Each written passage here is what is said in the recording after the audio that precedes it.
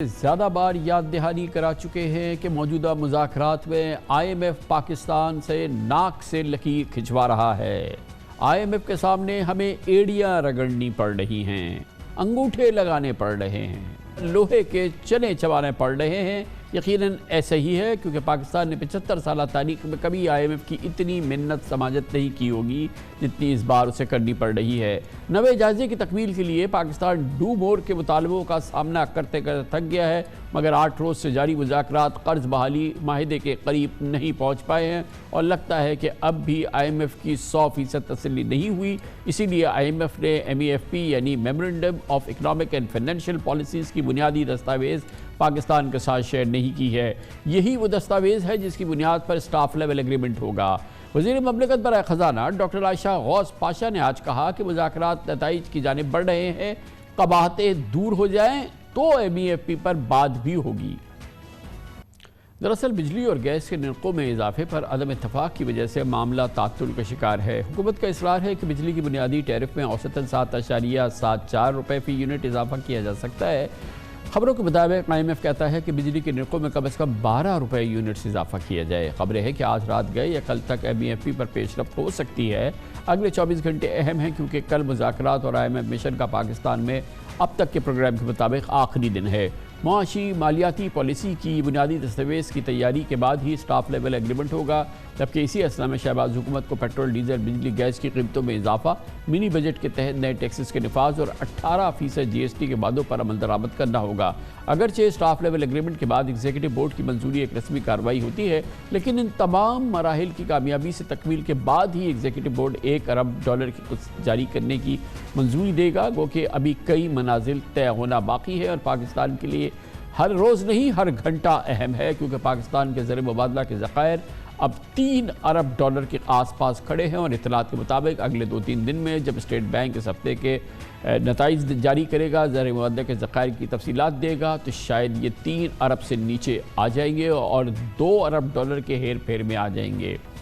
اس تازہ ترین صورتحال پہ بات کرتے ہیں، ہمارے ساتھ موجود ہیں جناب عابد قیوم سلیری۔ بہت بہت شکریہ سلیری صاحب۔ فرمائیے گا، جو ہم نے بٹوین دا لائنز ابھی عائشہ غوث پاشا صاحبہ کی وزیر مملکت کی گفتگو سنی، تو جب یہ 90 دن یہ بات ہو رہی ہے اور 90 دن کے بعد بھی ہمیں پتہ ہے کہ ابھی ایم ای ایف پی مالیاتی پالیسی معاشی مالیاتی پالیسی کا بنیادی دستاویز تیار نہیں ہے، جو اس بات کا اشارہ ہوتا ہے کہ مذاکرات اب کسی فیصلے کے جانب پہنچ گئے ہیں، اور وہ بار بار کہہ رہی تھی کہ یہ طے ہو جائے گا، یہ طے ہونا باقی ہے۔ گویا کہ ابھی بھی بہت راستہ ہے کپ میں اور ہونٹوں کے درمیان، between the cup and the lip.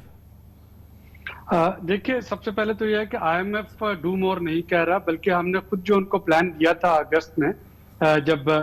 7واں اور 8واں ریویو مکمل ہوا تھا، تو اس پہ پورا پلان دیا تھا کہ ہم کس طریقے سے بجلی کے نرخ بتدریج بڑھائیں گے، گیس کا نرخ بڑھائیں گے۔ ہم نے لکھ کے دیا تھا کہ جو اسٹیٹ بینک ہے وہ کسی طرح کی انٹرفیئرنس نہیں کرے گا ایکسچینج ریٹ میں۔ ہم نے یہ بھی لکھ کے دیا تھا کہ پاکستان کی جو قرضوں کی ادائیگی کرنی ہے ڈالرز میں اور جو اس کے ریزروز ہوں گے، اس کا گیپ $9 بلین سے زیادہ نہیں ہوگا 31 مارچ تک۔ ہم نے یہ بھی کہا تھا کہ صوبے جو ہیں وہ سرپلس یعنی بجٹ سارا خرچ نہیں کریں گے، بلکہ 750 ارب روپیہ ہمیں وہاں سے مل رہا ہوگا وغیرہ وغیرہ۔ اب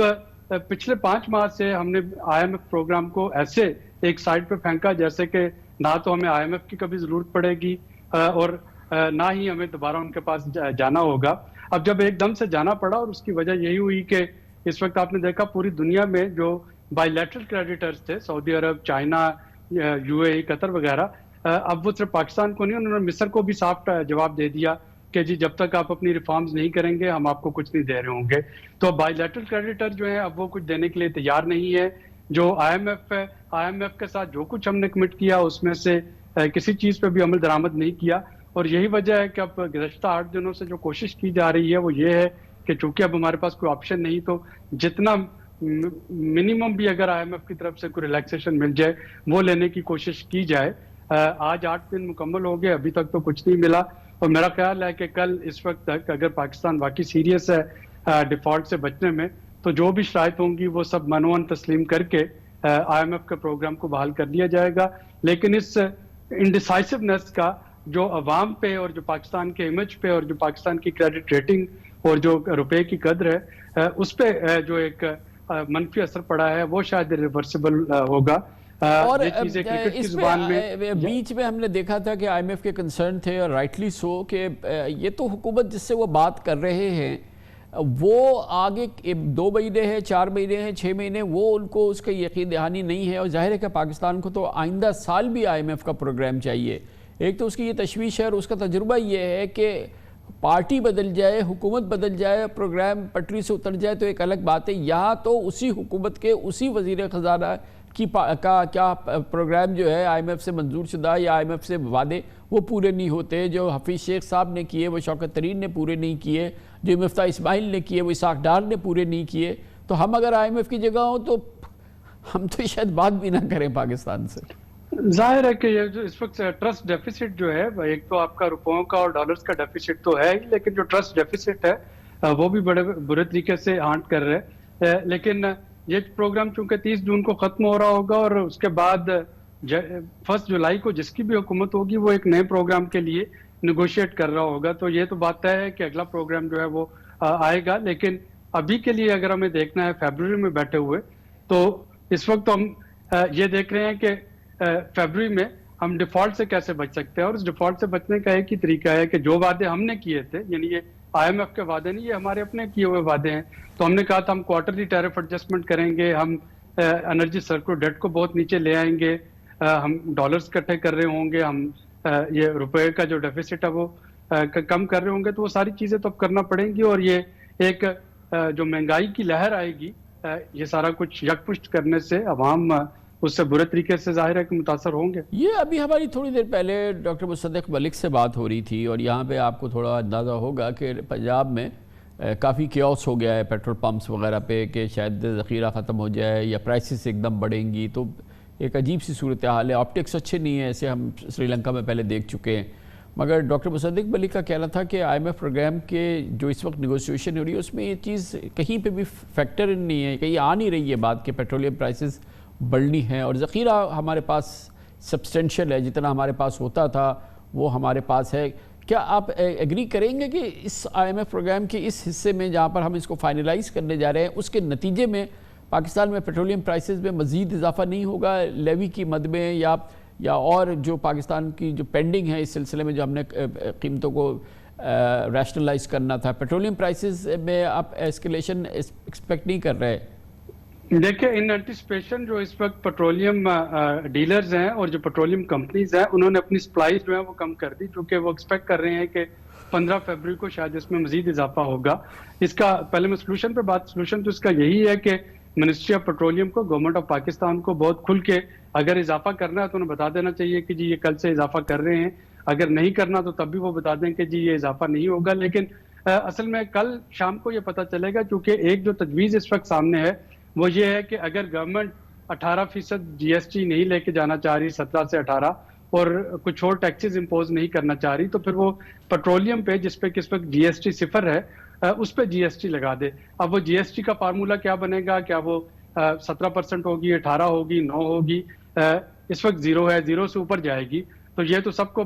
پتہ چل رہا ہے جو بھی اس انڈسٹری میں ہے کہ حکومت اگر وہ باقی چیزیں نہیں مانتی تو یہ اس کے لیے آسان کام ہے کہ چلے جی پیٹرولیم پہ جی ایس ٹی لگا دی جائے. تو وہ اینٹیسپیٹ کر رہے ہیں اس کی قیمت میں اضافے کا. تو ہوپ فلی کل شام تک جب بھی یہ نیگوشیشن کمپلیٹ ہوتی ہے تو میرا مشورہ تو یہی ہوگا کہ حکومت کھل کے بتا دے کہ اگر اس نے اس پہ جی ایس ٹی میں اضافہ کرنا ہے پیٹرولیم پہ تو وہ بھی کل بتا دے, اگر نہیں کرنا تو بتا دے کہ جی پینک ہونے کی ضرورت نہیں ہے, ہم ریونیو کو فلاں طریقوں سے پورا کر رہے ہوں گے. تاکہ یہ جو ہے تمام ماہرین یہ کہتے ہیں کہ ظاہر ہے کہ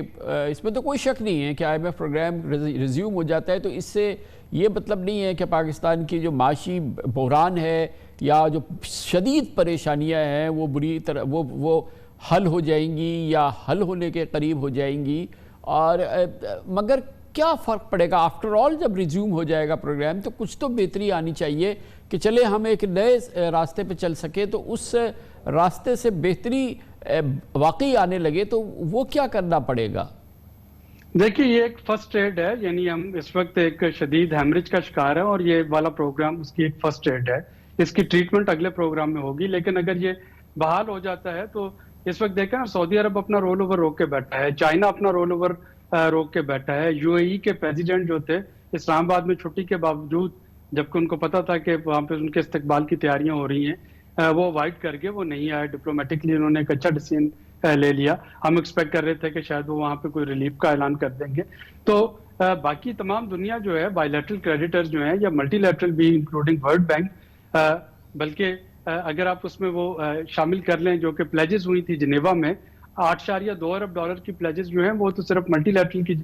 طرف سے ہیں، پروجیکٹ فائنانسنگ کی. تو یہ ساری کی ساری چیزیں جو ہیں یہ IMF کے لیٹر آف کمفرٹ پہ اور اس چیز پہ وہ ڈپینڈ کر رہی ہیں کہ IMF ضمانت دے رہا ہوگا کہ پاکستان جو ہے اپنی جو برتن کے پیندے میں جو بہت بڑا شگاف ہے اس کو فل کر رہا ہے، اور لہٰذا اب اس کی مدد کی جا سکتی ہے. یعنی اس وقت دنیا ان ممالک کی مدد نہیں کر رہی جو کہ ریفارم نہیں کرنا چاہتے. تو ایک لحاظ سے یہ سلور لائننگ بھی ہے کہ شاید اسی بہانے ہماری بہت سی چیزیں جو ہیں وہ بہتر ہو جائیں، اور ہم اسٹیٹ اونڈ انٹرپرائزز ہیں یا انرجی سیکٹر ڈیٹ ہے یا ہمارے ایکسپینڈیچرز. دیکھیں نا، ایک طرف IMF کہہ رہا ہے کہ ایکسپینڈیچر کم کرو، دوسری طرف آج بھی 5 نئے SAPMs بھلے وہ پرو بورنو ہوں ان کی نوٹیفکیشن ہو گئی ہے. تو ہم کس طرح کے میسیجز جو ہیں وہ دینا چاہ رہے ہیں دنیا کو؟ 7 وزیر ایڈ کیے ہیں سر، 7 وزیر آج ایڈ کیے ہیں. ہاں تو دیکھیے 7 مزید وزیر ایڈ ہو گئے. تو یہ میسج جو ہے یہ دنیا کو اور IMF کو کس طرح کا میسج جو ہے وہ جا رہا ہوگا کہ ایک طرف ہمارے پاس اپنے ڈے ٹو ڈے ایکسپینڈیچر چلانے کے لیے کچھ نہیں بچا، اور دوسری طرف ہم اپنی کابینہ میں، اور میں دوبارہ دہراتا ہوں کہ وہ پرو بورنو وزیر وہ تنخواہ نہیں لے رہے ہوں گے، لیکن جو ایک اس کا آپٹکس جاتا ہے وہ آپٹکس بہت اچھا نہیں جاتا. تو کم از کم IMF کے پروگرام میں آ جانے سے جو ایک ڈسپلن میں ہمیں ہونا ہوگا، تو وہ باقی کے جو ہمارے کریڈیٹرز ہیں ان کو ایک ایڈڈ ٹرسٹ دے دے گا.